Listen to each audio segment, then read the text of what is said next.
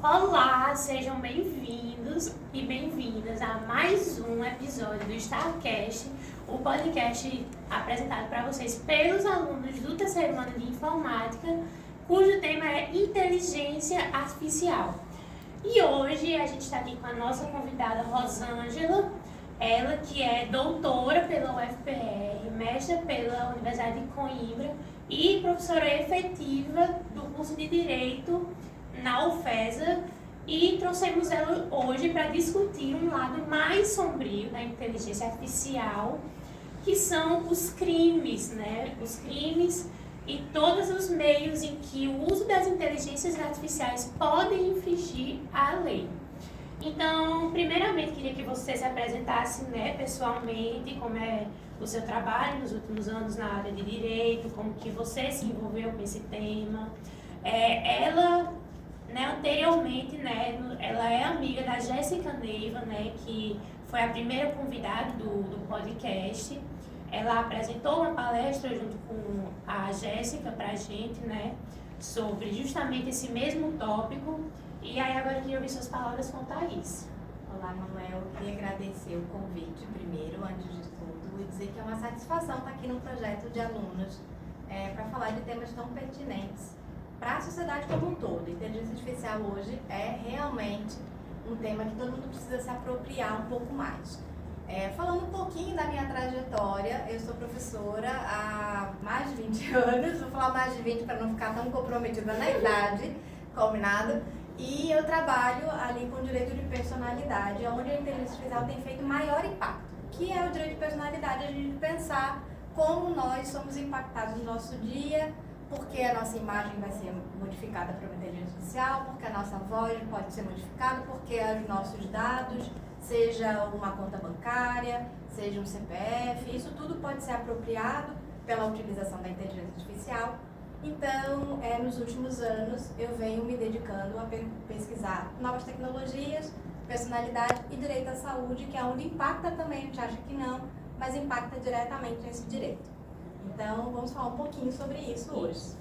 Bom, primeiramente, né, para a gente introduzir o tema, queria perguntar como que você definiria o conceito, né, desses crimes cometidos pelas inteligências artificiais e quais são as áreas do direito mais afetadas por essa nova realidade tecnológica.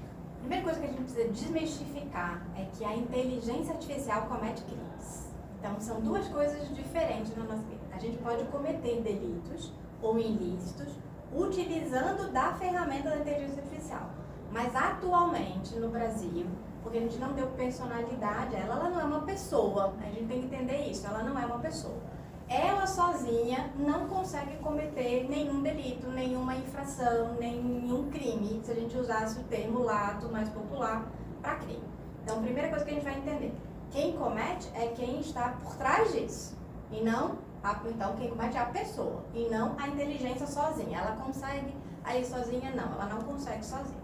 A segunda coisa que você me pergunta é, qual é a área do direito que vai ser atingida? Todas. Hoje, a tecnologia faz parte de todas as áreas do direito. Então, a responsabilidade de quem faz uma inteligência artificial, de quem utiliza a inteligência artificial, ela é muito ampla, porque eu posso adentrar desde a esfera penal, aquilo que está ali mais claro como um crime, mas a esfera que eu trabalho, por exemplo, que é a esfera civil, das indenizações por dano moral, por dano material.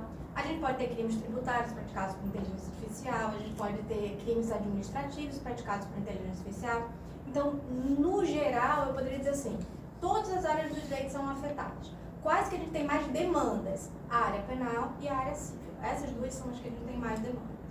Justamente com a sua resposta, você inclusive já nos introduziu ao nosso próximo tópico, né, que é a responsabilidade legal, né? Porque quando a gente pensa em crimes, né, como deepfakes, né, que para quem não sabe, deepfakes são imagens ou vídeos de pessoas produzidos por inteligências artificiais, né? A gente pode já relacionar esses deepfakes a termos, né, casos como o que a gente chama de revenge porn, ou pornô de vingança, né, onde as pessoas elas publicam fotos, né, de pessoas privadas com a intenção de se vingar delas, né. Quando pensamos em crimes como deepfakes ou plágio gerado por inteligências artificiais, surge essa questão da responsabilidade. Em termos jurídicos, quem pode ser responsabilizado? O criador da inteligência artificial, o usuário ou a própria inteligência artificial pode ser considerada culpada? Vamos separar aqui essa área para que a gente entenda melhor um pouquinho essa discussão. Primeira coisa que assim, usar a deepfake é usar uma base de direito de personalidade. A nossa imagem, ela é uma parte integrante do que você é, da pessoa que você é, ela faz parte. Mas hoje, a gente também já fala em uma outro tipo de personalidade, que é uma que a gente chama de identidade digital. Então, existe uma separação para o direito hoje da identidade física, essa que a gente está aqui, a nossa cara que a gente tem todos os dias, o nosso RG, talvez consiga dizer um pouco sobre isso também. Mas existe aquela que é virtual, aquela que você se apresenta dentro das redes, né? Então, já vão entrar aí os seus avatares, aquilo que você constrói sobre você, tá certo? Então, nessa separação, o que é o deepfake para a gente do direito? É a utilização sem o nosso consentimento para modificação de uma imagem inicial. Então, como o direito vai ver isso, tá certo? Então, eu posso modificar a minha imagem através de inteligência artificial? Pode. Todos nós aqui podemos usar de um programinha para deixar o cabelo maior, uma cara mais bonita e assim por diante. Como o Redmi, por exemplo. Sendo que isso não será considerado deepfake. Agora, quando uma outra pessoa utiliza dessa minha imagem base para poder criar uma nova imagem sem a minha autorização, então aqui o termo mais importante é a gente tentar entender o consentimento. A gente vai entender que ele pratica um ilícito, tá certo? Nesse ilícito, a gente vai ter duas outras grandes preocupações, que é, será que realmente eu não dei autorização para a inteligência artificial fazer? Muitas vezes, quando eu utilizei primeiramente aquele programa, porque eu queria fazer aquela modificação em mim, eu cliquei nos termos de uso e eu disse, concito, com tudo que está lá. Tudo que está lá dentro eu não li, por exemplo, e eu disse, eu vou dar um consentimento a isso. Quando eu dei esse consentimento, eu permiti que aquele programa de inteligência artificial utilizasse como base a minha imagem para produções de novas imagens, certo? Então, esse caminho aqui é um caminho que para o direito é muito difícil. Por quê? Porque a gente falou, eu deixo você usar a minha base, aquela minha imagem, para produzir novas imagens. E essas novas imagens vão ter parte de mim. Então, para que a gente tenha uma ideia, por exemplo, a jurisprudência bem atual do Tribunal de São Paulo, ela versou, saiu sexta-feira essa decisão, sobre a utilização de um pedaço de voz de uma pessoa, que a gente vai chamar de Antônio, para deixar a intimidade aqui resguardada, porque um shopping center contrata uma empresa que utiliza de inteligência artificial e essa empresa, ela produz os merchandising do shopping com uma vozinha por trás. E essa vozinha por trás, esse locutor, era um pedaço da voz modificada desse Antônio. Então, o Antônio demanda judicialmente para dizer, olha, estão usando a minha voz de forma indevida. Não é um deepfake porque não está usando a imagem somente, mas faz parte integrante da imagem a sua voz. E ali, a primeira instância falou assim, não tem nada demais porque não é a própria voz, mas uma parte da sua voz, uma semelhança da sua voz. E o tribunal reforma, porque a gente passou a entender, porque entrou na sua segunda pergunta, que isso poderia ser um plágio. E a gente vai ter que entender, então, qual é o caminho do plágio para o direito. O caminho do plágio para o direito é quando eu me utilizo de informações ou dados previamente ditos por alguém, sem a autorização dele ou sem a referência que estou usando dele. Então, o que isso significa na minha vida? Que as inteligências artificiais generativas, que acho que são essas que a gente está falando nesse momento, elas têm uma base de dados, sabe? Elas não produzem nada sozinhas. Assim. Se popularizou falar, elas geram dados, elas geram coisas novas, mas elas geram a partir de uma criação de alguém que disse que aquilo existe. É como se fosse uma criança que a gente falasse, eu vou ensinando isso e ela vai tendo acesso a tal coisa. Ela vai buscar mais informações nessa base que ela tem e aí torna-se ilícito, quando ela usa de alguma coisa que não tem autorização, porque estaria protegido, seja pelos direitos de imagem, seja pelos direitos autorais, seja pelos direitos de propriedade intelectual, se for de uma empresa, e assim por diante. O que é importante a gente olhar, então, aqui? A gente só consegue falar sobre plágio se a gente passar a entender que ele utilizou de uma imagem que ele não tinha autorização para aquilo, ou parte daquilo de forma indevida. Ou ele não me diz que está usando para aquilo. E aí a gente separando, aí a gente já falou que a inteligência sozinha, ela não consegue ser responsabilizada, porque ela não tem personalidade. A gente vai ter uma responsabilidade compartilhada entre o usuário que decidiu pegar aquela imagem, imagine pegar uma imagem minha, Rosângela, se a gente botar lá Rosângela Zusa hoje no Google, a gente vai achar várias imagens minhas, de palestras que eu fiz, de eventos que eu participei, dos alunos mesmo que tiraram fotos minhas e postaram nas suas redes. E as redes deles são abertas, a minha rede é fechada, então vai ter esse compartilhamento de dados. E essa imagem que eu não autorizei que fosse modificada, ela foi modificada. Então o deepfake ele caminha um pouco por esse lado do direito, que é, a gente precisa rediscutir os termos de autorização da utilização, mas muitas vezes a gente está preso a isso, que é, eu quero usar, por exemplo, o Instagram. E o Instagram vai me dizer que se eu não compartilhar os dados, as minhas funções vão cair 50%. Eu penso, vixe, não posso fazer mais nada aqui dentro. E eu saio autorizando tudo, percebe? Então a gente também vai rediscutir essa autorização, porque ela não é um consentimento livre e esclarecido. Ela é um consentimento que é ou necessário, porque senão eu não utilizo daquela ferramenta, e aí eu estaria fora daquela possibilidade jurídica, ou eu não tenho consciência do que eu estou dizendo. Quantas pessoas assinam um termo de consentimento, li e aceito no final, mas elas não leram aquilo, ou se leram, não têm capacidade de compreensão. Isso não tem a ver necessariamente com a escolaridade das pessoas, mas com a educação digital de cada um, que é um direito fundamental. Então, a gente olha para isso. Então, quem poderia ser responsabilizado? Tanto o usuário, que faz consciente, eu estou usando a imagem do Manuel sem ele autorizar, por isso que a lei de bullying, por exemplo, criminaliza o bullying digital, né, o cyberbullying, em 2024, e ele fala, olha, se você utiliza de mecanismos eletrônicos para aprimorar esse bullying, é um crime mais grave para mim. Então, esse é o intencional, o que a gente vai chamar de doloso, né? Eu sei que eu não deveria fazer, eu estou mudando, e aí exemplo que a gente tem muitos na mídia, do tipo, as meninas que foram mudados os rostos delas, e o rosto e o corpo para deixá-las desnudas. Então, é um deepfake feito com inteligência artificial e gera um dano bem maior. E gera uma criminalização, ou seja, também um crime bem maior. E a segundo caso é quando eu digo que pode, e esse pode era para aquele fim determinado. E a inteligência artificial usa para outros fins, que também vai caracterizar como plágio. Tá certo? Sim.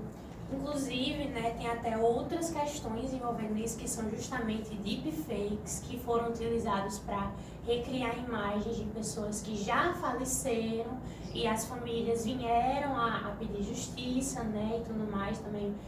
Antes de pedir para você comentar sobre isso, né, queria até pedir para algumas das meninas que estão nos bastidores pesquisar qual era o nome de um dos episódios de Black Mirror, não sei se você conhece, né, que eu foi da...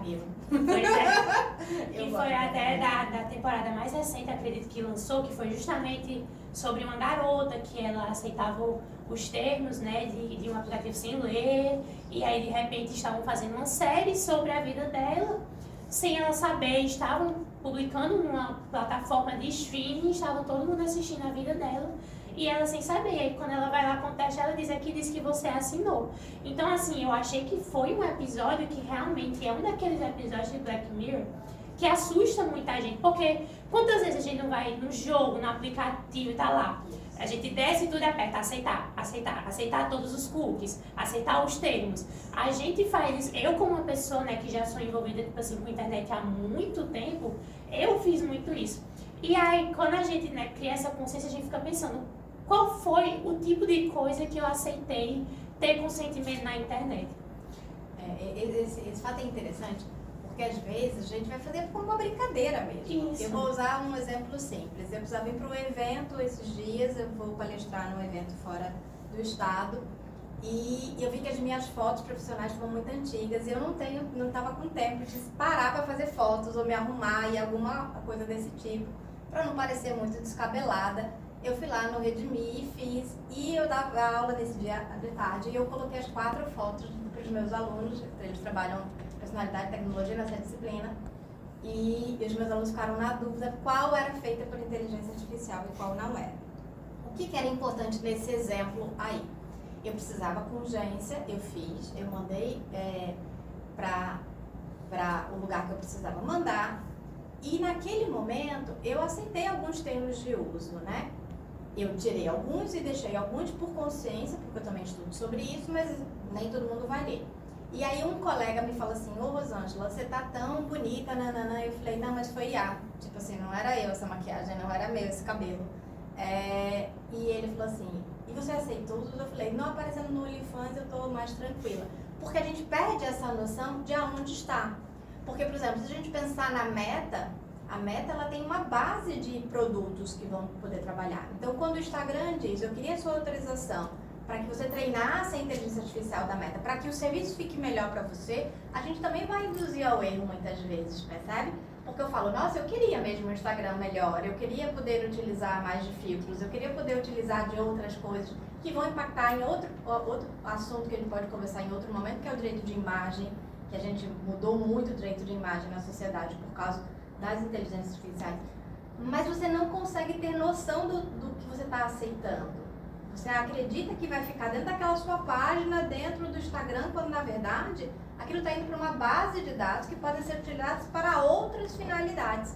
E eu não consegui ler e entender a compreensão sobre isso. Então, quando a Constituição ela eleva o direito digital como direito fundamental, o que ela está dizendo é isso. Todos nós precisamos compreender, não só aceitar.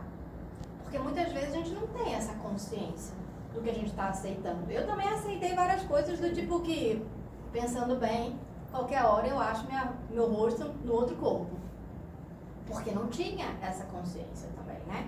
Então, a gente precisa sempre olhar para isso. Bom, né, como aqui a gente já falou algumas questões sobre as legislações, né, dos deepfakes e direitos autorais. Queria perguntar para você se existe, né, alguma questão legal quanto a, por exemplo, pessoas que justamente que usam desses tipos de plataforma, privacy, OnlyFans, e elas manipulam a própria imagem, né? Elas, com inteligências artificiais, elas vendem a própria imagem manipulada. Isso poderia se configurar como um crime? Isso, né, isso violaria algum direito das pessoas que estão consumindo esse tipo de conteúdo? Essa pergunta ela é excelente, porque a gente olha de dois lados de uma mesma moeda, né? Que é, eu quis me modificar. E essa modificação, ela impacta ou não impacta na minha relação com o outro, né? Então, isso não serve só pra gente pensar nos aplicativos de maiores de idade, não. A gente serve para nossa vida normal. Porque muitas vezes, seja num aplicativo de relacionamento, não tão picante, mas no relacionamento normal, como na sua rede social, você só aparece de um jeito. E aí, de repente, a pessoa lhe vê fisicamente e ela fala, nossa, essa não é a Rosângela. E um dos motivos de eu ter modificado é porque a minha imagem profissional, antes que eu tinha, que eu tinha feito antes, eu tinha mechas, eu era loura ainda. E eu ficava sempre pensando, nossa, quando eu entro, a gente fala, olha, é uma fraude essa mulher. Porque ela todo aquele negócio de catfish, exatamente, né? Porque você imaginava a imagem de uma pessoa e entra outra pessoa, né? Então, eu já não uso cabelo louro há, sei lá, 5 anos. Então, isso modifica. Essa percepção que o direito tem de como eu me modifico é do tipo, você pode fazer o que você quiser porque você tem essa identidade digital agora, percebe? Então, eu posso ter uma persona digital, uma persona que não é necessariamente a Rosângela física que está andando aí pela rua. Agora, eu também preciso alertar o outro sobre isso. Eu acho que o termo que a gente tem mais utilizado no direito, e acho que fica mais para as conversas que a gente vai ter daqui por diante, chama-se ética e transparência. Então, a gente não tem problema com a utilização da inteligência artificial, a gente tem problemas ainda de regulamentação bem graves, mas a gente não tem problemas com isso. E ninguém vai retroagir. Perguntar, não vamos mais usar? Não, nós vamos usar. É isso. Porque a gente já estava usando, na verdade, a diferença é que agora a gente viu o iceberg saindo do mar, né? Então, a gente já usava a inteligência artificial aí, pelo menos há uns 40, não, uns 20 anos, talvez, com mais precisão. Agora a gente sabe que a gente está usando, a gente está olhando para essa forma de utilizar muito mais clara, né? Uma informação muito mais alargada. O outro precisa saber que você está usando. Então, por exemplo, quando eu mandei a foto, falou, olha, eu tenho 2 fotos, uma loura e uma morena. A morena é feita pelo IA e a loura sou eu mesmo. Você escolhe qual das duas você vai usar. Então, nesse momento, eu estou fazendo o quê? Eu estou esclarecendo e consentindo, o outro vai ter consentimento de que aquela imagem que ele vai reproduzir, se ele escolheu aquela feita para inteligência artificial, ela é uma modificação da minha imagem e talvez eu não chegue lá tão bem produzida como eles esperam. Então, é sobre como o outro vai se ver. Então, nessa sua pergunta, a pergunta é, o outro pode buscar algum tipo de proteção do direito? Sim, podemos, certo? Então, se esse outro não tem consciência, então se era um vínculo contratual que dependia daquele direito de imagem que eu modifiquei e eu não informei, há um vício que a gente chama no negócio jurídico.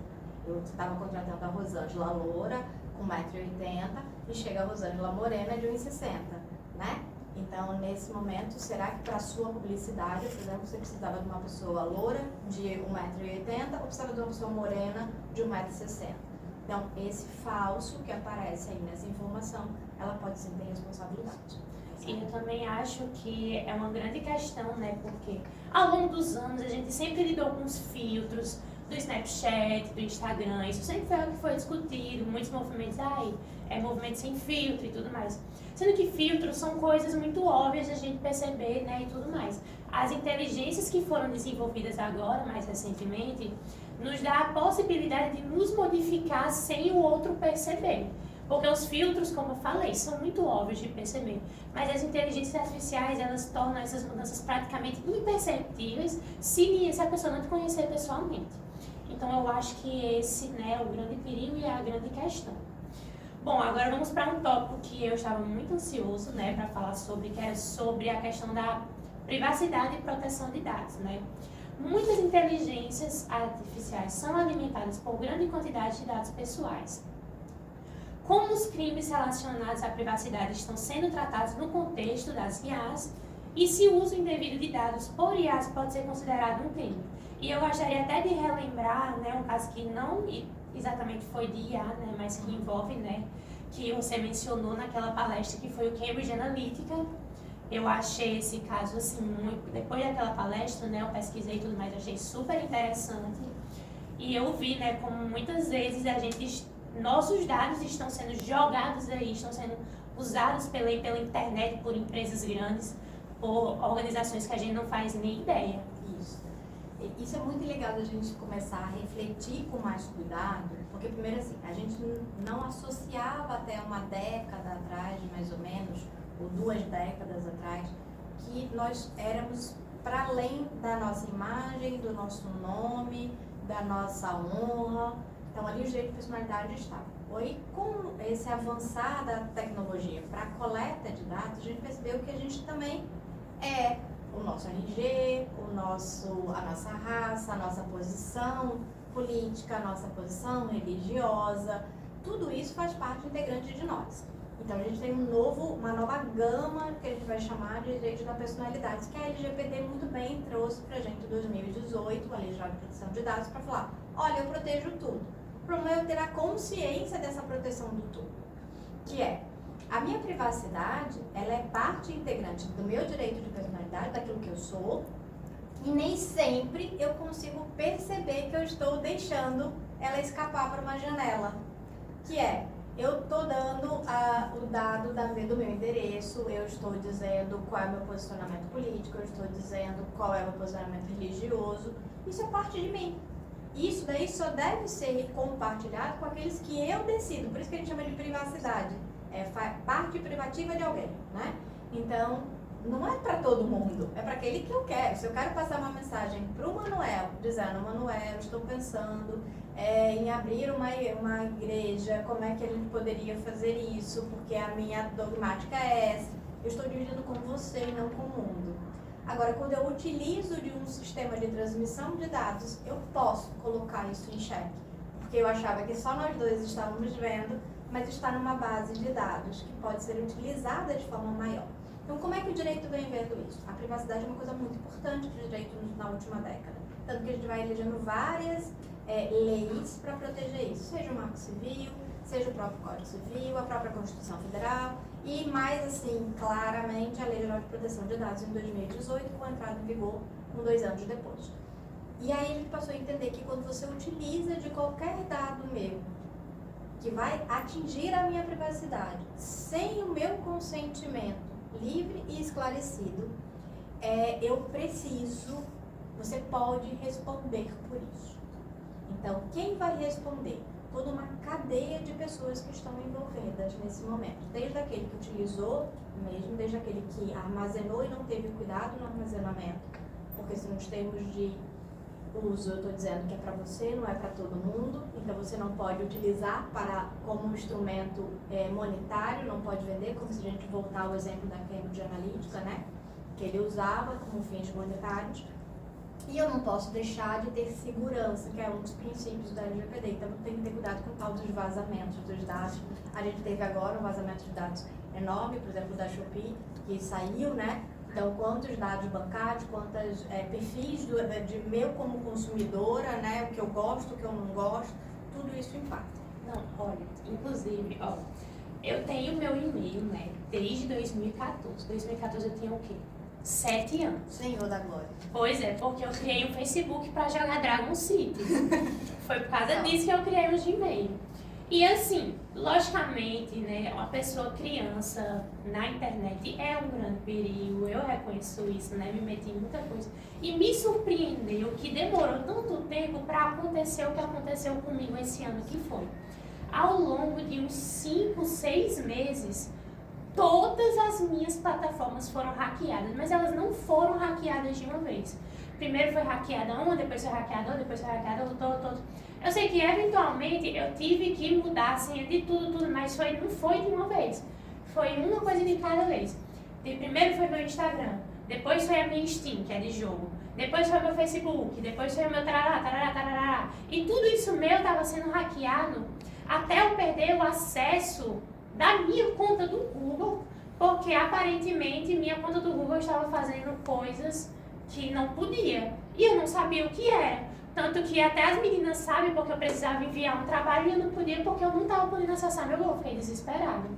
E aí tem um site que algum dos meus amigos aí de informática falou que você podia olhar quais foram os lugares em que você teve os seus dados vazados, o seu e-mail. E eu descobri que houveram 13 ocasiões onde meu e-mail estava e que foram vazados dados. Inclusive no Wattpad, que é o aplicativo de fanfic.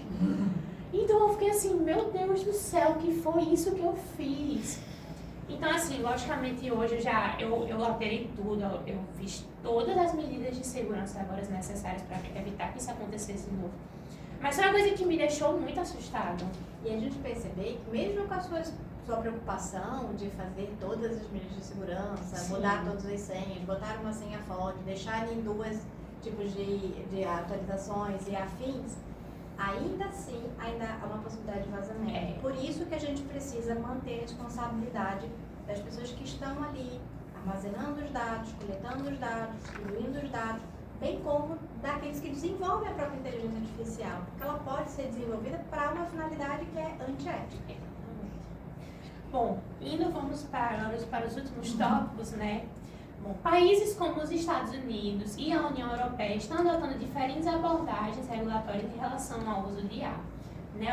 A gente está tendo essa globalização dessa ferramenta e cada lugar está tratando de uma forma diferente essa evolução. Né? Você poderia me dizer sobre as principais diferenças nas legislações desses países e como especificamente o Brasil está se posicionando nessa discussão? Primeiro a gente tem que fazer uma separação de como a gente constrói o ordenamento jurídico, certo? Então, assim, a gente vai falar dos Estados Unidos, com cuidado para falar dos Estados Unidos, porque os Estados Unidos da América, ele tem uma forma discêntrica de formação legislativa, ou seja, cada um dos seus entes federativos vai ter uma certa autonomia para construir uma legislação própria que não fira a Constituição Federal deles.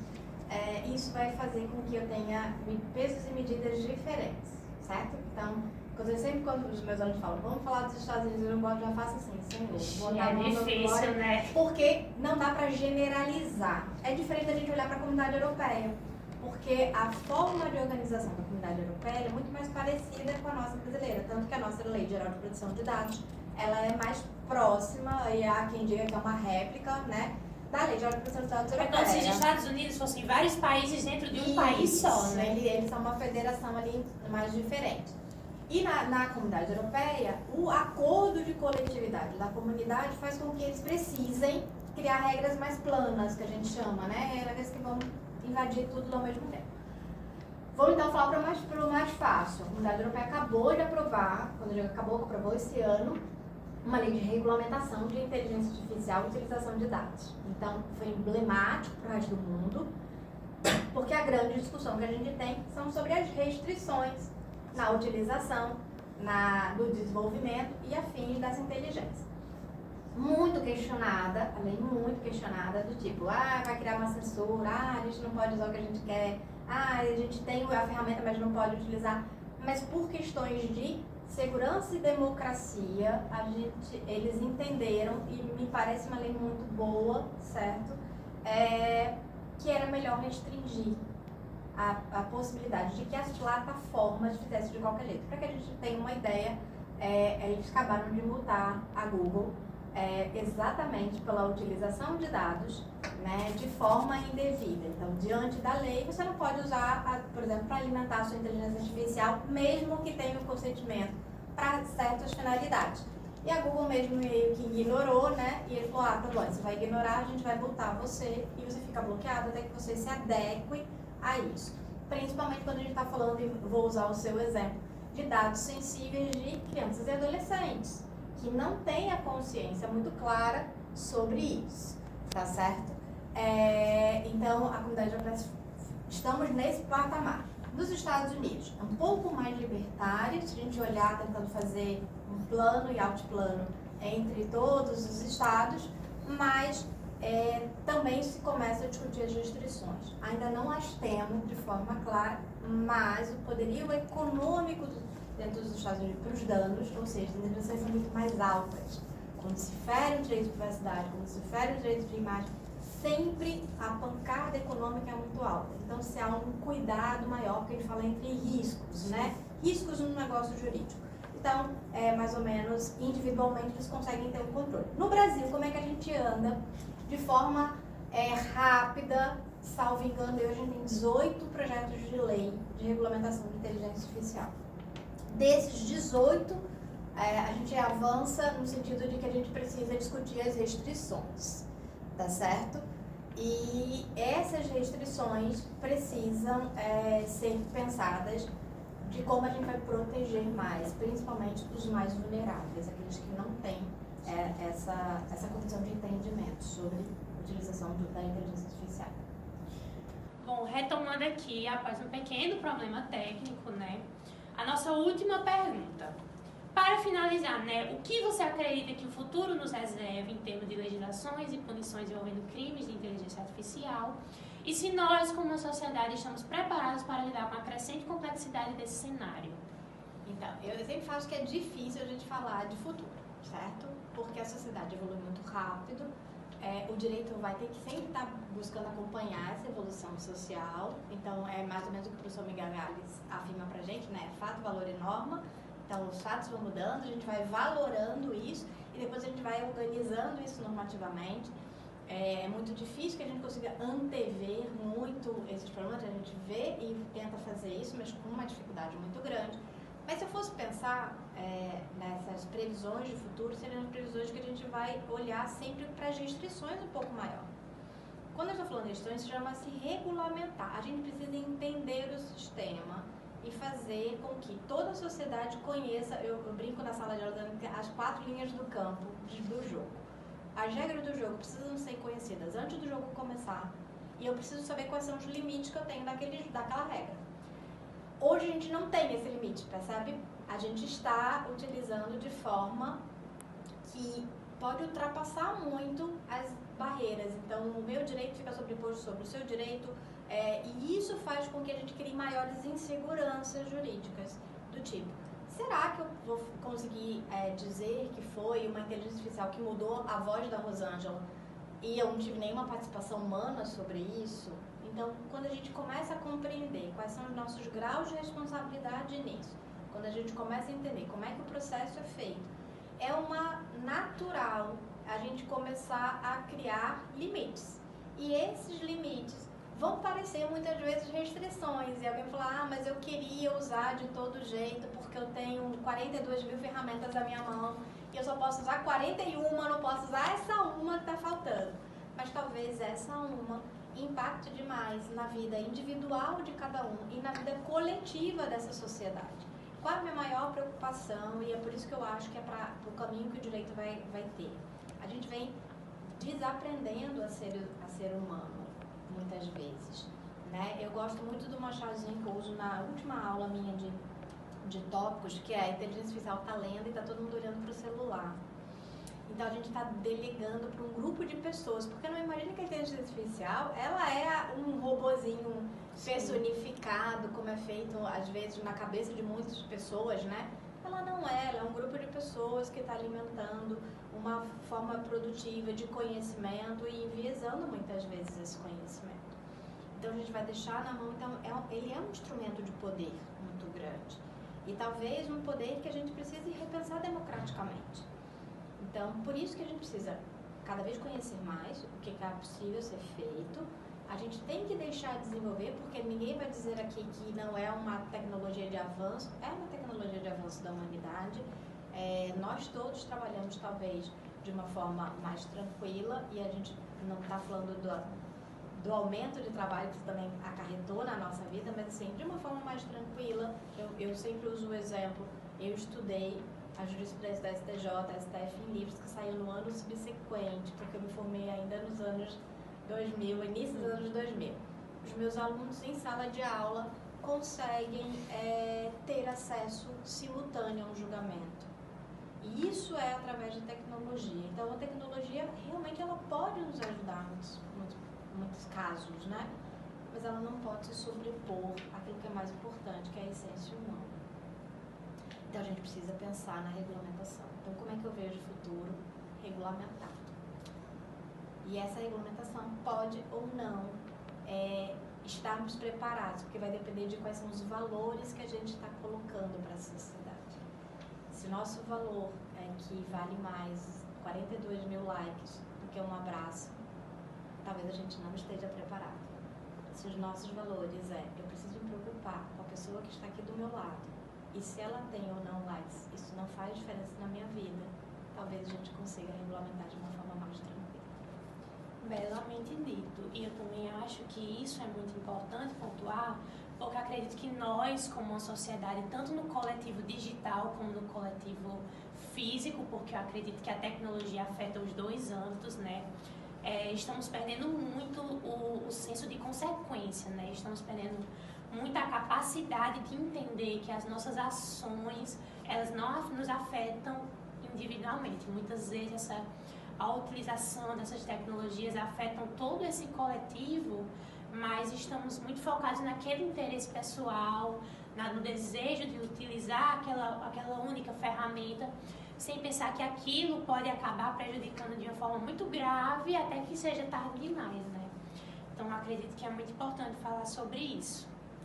Mas, gente, esse foi o nosso penúltimo episódio do podcast falando sobre crime nas inteligências artificiais. Estou muito agradecido por ter aceitado o convite, né?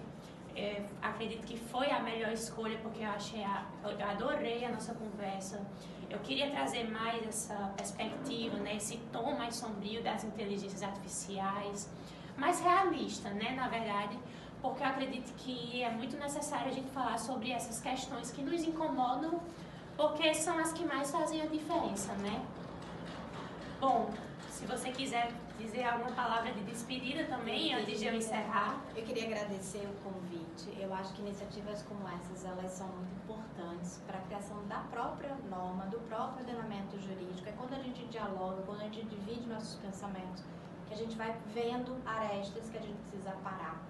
Se vocês me perguntarem, eu sou contra as inteligências artificiais, não, eu sou a favor delas. Eu acho que a gente precisa delas, mas a gente precisa entendê-las melhor e não ficar num grupinho de pessoas que entendem, mas que todos possam entender. E é através de iniciativas que nem a de vocês, dentro do colégio ainda, para avante do que muitas pessoas adultas formadas fazem, se propõe a pensar praticamente sobre isso, que a gente melhora a sociedade que a gente está. Então eu queria agradecer mesmo. Vamos utilizar da inteligência, mas com uma consciência, acho que você usou o termo correto, com uma consciência ética, com uma consciência legal, com uma consciência das consequências que a gente tem. Eu sempre digo para os meus alunos, se você usou para revisar o seu texto no português, diga lá na sua metodologia, eu usei o ChatGPT para revisar. É isso. Mas o revisor é humano. Então a gente não esqueça da condição humana nunca. Ela é uma tecnologia, nós somos a sociedade. A tecnologia faz parte da sociedade e não a sociedade faz parte da tecnologia. Então, agradecer, me deixar disponível, convidar todos para assistir e pensar um pouco sobre isso e parabenizar de novo o projeto de vocês. Muito obrigado. Bom, gente, por hoje é só. E não se esqueçam de ficar atentos para o nosso próximo episódio, que será sobre a utilização das IAs no audiovisual.